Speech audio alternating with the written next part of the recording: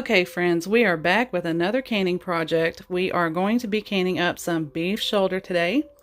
This is almost 8 pounds and we are going to be putting this in pints first, and then we'll see if we can get some quart jars out of this as well. I'm going to go ahead and get this fat trimmed off and get it nice and clean, and then I'm going to be cubing it up into about 1-inch pieces. So I will be back when I get that process started. Okay, real quick, I'll show you what I'm doing with this meat. I've already trimmed off as much of the fat and gristle that I can get off of this. You can't always get all of it off, and some people don't actually want to get all of it off, but I cut it into large sections so that it's easier to work with. Then I'll cut big, thick slices off of it.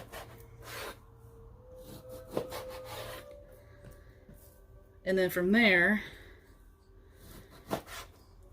I do the chunks or pieces about like that. And I work through the entire roast like that, or shoulder, whatever we're using. And then I'll put it over in a bowl just over here until we get all of it processed. Now, none of this is going to go to waste. The fat and gristly parts will go to my dogs. That's not something I will feed to my chickens. They don't need that much fat in their diet. So, but for dogs, it is actually part of their diet. So anyway, I'm going to continue doing this and I'll come back when I'm finished. Okay, we've got that entire shoulder process now. As far as cutting it up, okay, I forgot where I was. My son was calling for me, so if you heard mama, mama, that's what was going on. But I'm just going to prep an onion to go ahead and add to my jars.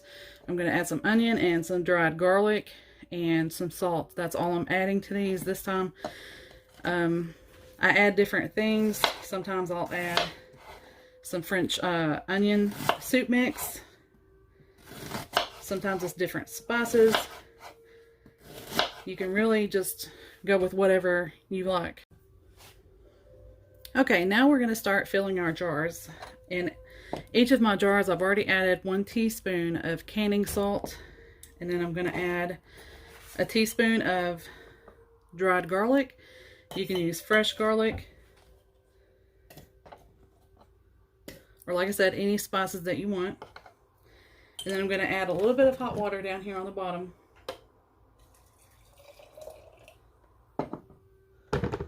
Now we're doing a raw pack method. You don't actually have to add water to this, but I like to, just to have a little bit of broth-like liquid.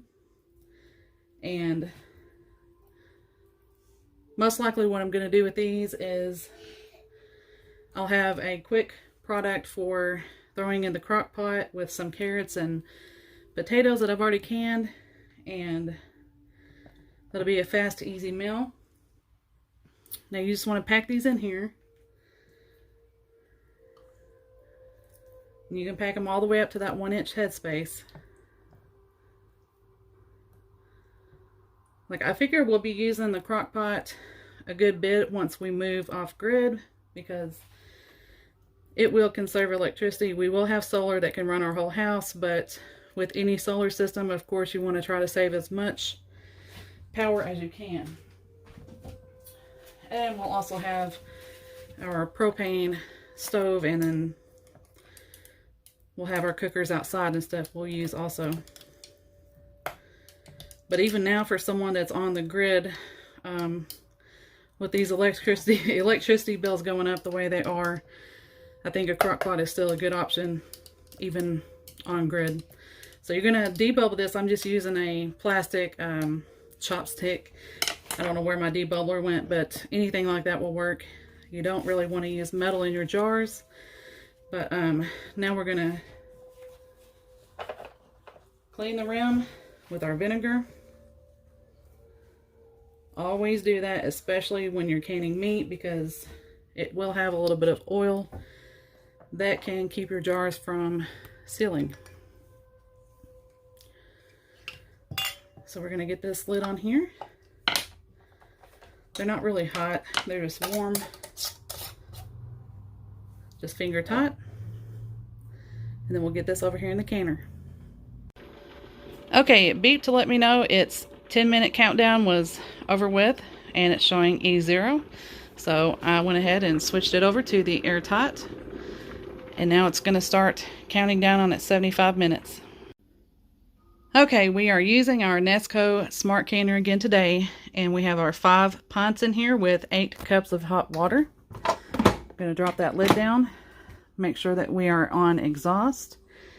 Now I've already put the time in here, and I'm just going to push start. I'm trying to avoid having all the loud beeping on here, but for pint jars with meat, you are going to do 75 minutes, and if you are going to do quarts, you want 90 minutes.